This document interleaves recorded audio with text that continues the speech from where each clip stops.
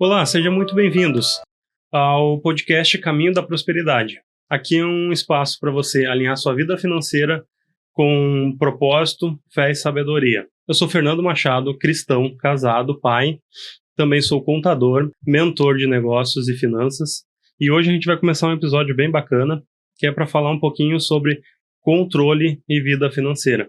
7, que fala assim: o rico domina sobre o pobre, e quem toma emprestado é escravo de quem empresta, né? O ciclo é bem forte, ele traz um pouquinho assim sobre a dominância que a gente acaba tendo na nossa vida, né? Acaba sendo escravo, principalmente de instituições financeiras, como o banco, né? Então a gente pode ser escravo de alguém que nos empresta dinheiro, né? O que eu quero trazer para vocês aqui hoje é que a Bíblia traz um pouco dessa clareza, dessa visão financeira que a gente pode ter na nossa vida. E eu quero espaço aqui tá trabalhando um pouquinho disso com vocês, né? Que é um pouquinho da clareza, né, sobre a escravidão das dívidas. As dívidas, hoje a população, 87% da população está endividado, deve alguma coisa, ou é um financiamento, ou é um cartão de crédito, né, tá no rotativo, tá em outras situações de dívida, ou dívida com parentes, né, N motivos, mas está endividado. Então a gente tem que olhar com isso com um pouco mais de cautela, um pouco mais de seriedade, porque não é uma brincadeira. Dívidas é algo sério, né? Todo mundo acaba contraindo um financiamento, né? Ou compra uma casa, compra um carro, mas acaba se perdendo um pouco na sua vida financeira, né? Não tem um controle adequado para gerir toda essa parte financeira. E aqui comigo você vai aprender um pouquinho sobre isso, né? Não é sobre culpa, né? Nem sobre responsabilidade e liberdade que a gente vai trabalhar aqui. Também a gente vai trabalhar um pouquinho sobre o controle financeiro na vida espiritual, que é muito importante. A Bíblia é o nosso guia, né? Aqui. A Bíblia é o nosso guia de toda a nossa vida, principalmente na área financeira, né? E a gente pode trabalhar muitas coisas aqui. E uma das coisas é a prosperidade bíblica, não é viver de aparência, é viver de paz, né? Então, a prosperidade bíblica não é viver de aparência, é viver sim de paz. E aí eu queria falar um pouquinho com vocês sobre endividamento, né? E aí eu quero trazer algumas coisas, eu listei alguns pontos aqui para a gente falar sobre endividamento, né? E aí o endividamento, o que acontece? O endividamento está acima da nossa renda. Normalmente as pessoas se endividam porque não têm esse controle da sua renda, né? Não acabam gastando mais do que realmente ganham. Então eu ganho R$ 1.000, ganho R$ 2.000, ganho R$ 5.000 e acaba gastando um pouco a mais do que isso e acabam se complicando no seu dia a dia, né? Então, uma das coisas do endividamento é que a gente não pode ter no nosso estilo de vida, né, gastar mais do que a gente pode, mais do que a gente tem a capacidade, né? Também a falta de controle e organização básica, né? Eu sempre falo, né, para meus alunos, para meus mentorados, que a gente precisa ter clareza na nossa vida financeira. O que é ter clareza? É saber o que a gente está ganhando, é saber o que a gente está gastando, para onde está indo nosso dinheiro, se realmente o nosso endividamento está de acordo com a nossa capacidade de pagamento. E como é que a gente faz isso? É muito simples. Aqui eu vou trazer algumas dicas para vocês, mas a primeira coisa é ter clareza na sua vida, né? Saber exatamente para onde que está indo o teu dinheiro, né? Um outro ponto que é bem importante é que a maioria das pessoas e a maior população do Brasil não tem ensino financeiro, não aprende sobre finanças, não busca aprender pelo menos o básico sobre finanças, tanto na escola quanto na igreja, tá? Outra coisa que a gente precisa ter uma noção bem desenvolvida é as nossas emoções. Hoje a gente compra por compulsão. A gente acaba fazendo compras compulsivas, gastando em coisas que não vai nos trazer retorno, coisas que a gente normalmente não precisa. Por exemplo, essa caneca aqui, eu posso comprar ela, que eu vou usar, uma caneca eu vou utilizar, mas se eu preciso comprar 10, 20 canecas, né, esse é um exemplo básico. Isso vale para celulares, carros, qualquer coisa, né? A gente acaba gastando com N coisas, roupas até, que a gente não utiliza no nosso dia a dia. Então a gente precisa ter esse cuidado com as compras compulsivas. Então, quando a gente fala de endividamento, compras compulsivas, nossas emoções, né? A gente vive num mundo muito atordoado, com muita informação no nosso dia a dia, e a gente acaba gerando muita expectativa, muita ansiedade no nosso cotidiano. Então, a gente acaba gastando o que não deve. E isso é muito importante a gente tomar esse cuidado no nosso dia a dia, principalmente com essas compras. Outra coisa que a gente erra muito é crer que Deus vai fazer tudo por nós. Só que ele não vai fazer tudo por nós. Ele vai nos abrir, né, nos dar possibilidades, ter oportunidades, mas a gente tem que fazer a nossa parte. Então a gente tem que crer, sim, ter fé, mas a gente tem que fazer a nossa parte, né? Cuidar das nossas finanças, ter um controle, ter uma planilha, ali um caderno de anotação, para a gente ter esses controles, né? Outras coisas que a gente precisa entender é que os planos bem elaborados, né, levam a fortuna, mas o apressado sempre acaba na miséria. Provérbios 21:5.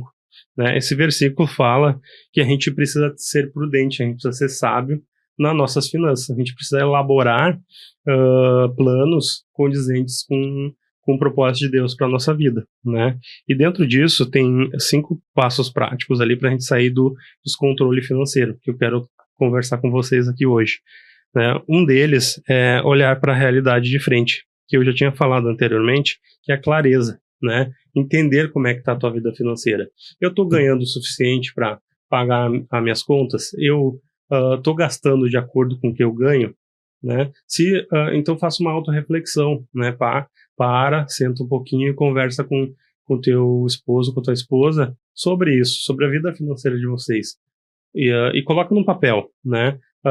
Quanto que a gente ganha? A gente ganha X. Quanto que a gente está gastando? Lista todos os gastos de vocês. Está de acordo com a realidade? Se não está de acordo, toma uma atitude, faz um plano de ação para melhorar isso, né? Mas tu tem que ter clareza, tem que olhar de frente à realidade que vocês enfrentam no dia a dia de vocês, certo? O segundo ponto aqui é separar, se você é empreendedor, claro, separar o CPF do CNPJ. Isso é fundamental. Os gastos da pessoa jurídica é uma coisa, os gastos da pessoa física é outra. Por isso que existe prolabore e retirada de lucros, né, dividendos que a gente fala. Então, é obrigatório ser separado. São coisas diferentes, são sociedades diferentes, são entidades diferentes. Então, tu precisa separar todos os gastos da tua empresa, pode ser MEI, pode ser LTDA, não importa a configuração do teu negócio, mas tu precisa separar os gastos da tua empresa e separar os gastos da tua pessoa física, do teu CPF. Isso é muito importante, isso vai trazer uma tranquilidade para a tua vida muito grande e tu vai saber realmente se a tua empresa dá lucro e se tu está crescendo ou não, certo? Um outro ponto que é bem importante a gente tomar cuidado, que é criar um plano, né? Além de ter fé, a gente tem que ter metas. Então, qual a tua meta? Qual é o teu sonho? Para onde tu quer ir? Qual é o caminho que tu quer chegar? Até dezembro, o que tu quer conquistar na tua vida, né? Então, isso tem que estar alinhado com o teu cônjuge. Tem que sentar com o teu marido, com a tua esposa e desenhar quais são os planos de vocês para a vida de vocês. Aonde vocês querem chegar. Isso é muito importante. E isso vai dar um direcionamento para a vida de vocês, né? Não adianta orar por colheita se tu não plantou, se tu não organizou nada, né? Não vai chegar em lugar nenhum. Então essa parte é bem importante.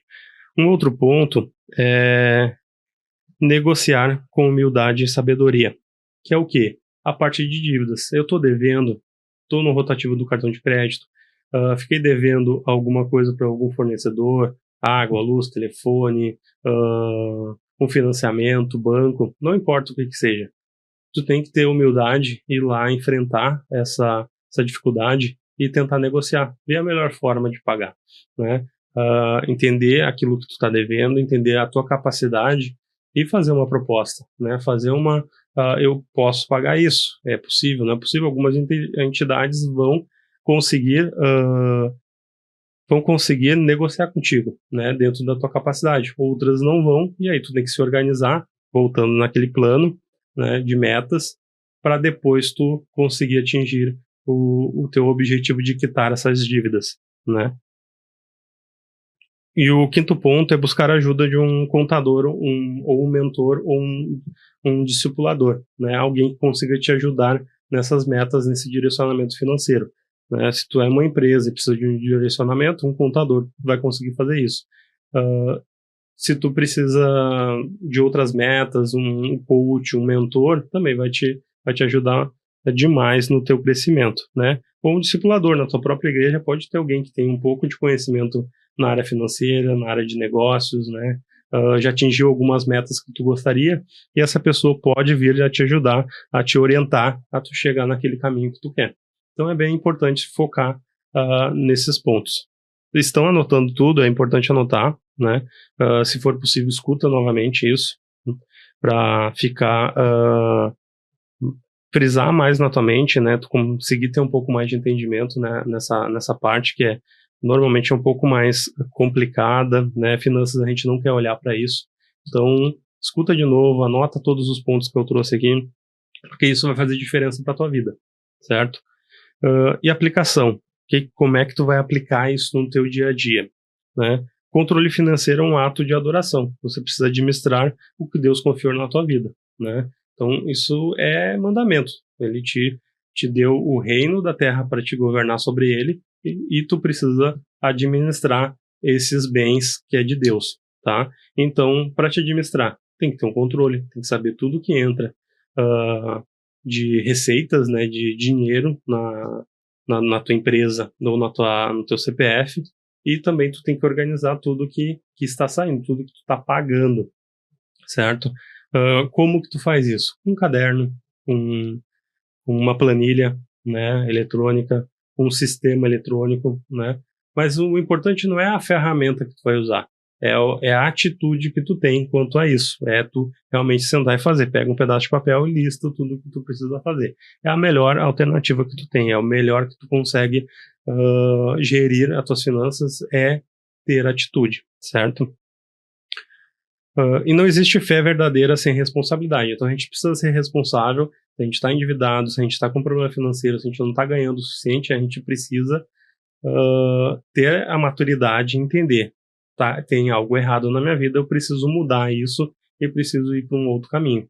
E eu preciso tomar essa atitude, né? Isso é responsabilidade. E prosperidade é ter paz para cumprir o propósito de Deus. A gente precisa cumprir o propósito de Deus, que é levar o evangelho para todas as pessoas. Além disso, é prosperar, é ajudar o próximo, é prosperar para ajudar a tua família, dar um conforto para a tua família, certo? Então isso é o principal. E também eu trago aqui em Mateus 25, 21, sejam fiéis no pouco, e sobre o muito vos colocarei. Então, se tu é fiel com Deus no pouco, ele vai te colocar o muito na tua vida, ele vai prosperar na tua vida, ele vai fazer o melhor para a tua vida, certo? E para finalizar, se você gostou desse conteúdo, achou interessante, a cada 15 dias eu vou trazer aqui uma palavrinha, né, para falar sobre finanças, sobre negócios, para a tua orientação, baseado na Bíblia, baseado na palavra de Deus, certo? Se tu gostou, se tu conhece alguém que precisa entender um pouquinho mais de finanças, entender o que a Bíblia fala sobre finanças, né, para tua vida, me segue, né, @Fernando Machado, aqui na tela, o arroba, tá? Também segue a minha empresa, Ethos_RS, que vai conteúdo de empreendedorismo e finanças, certo? Esse é o caminho da prosperidade, né? É clareza e propósito. E eu desejo que vocês fiquem com Deus. Deus abençoe a todos.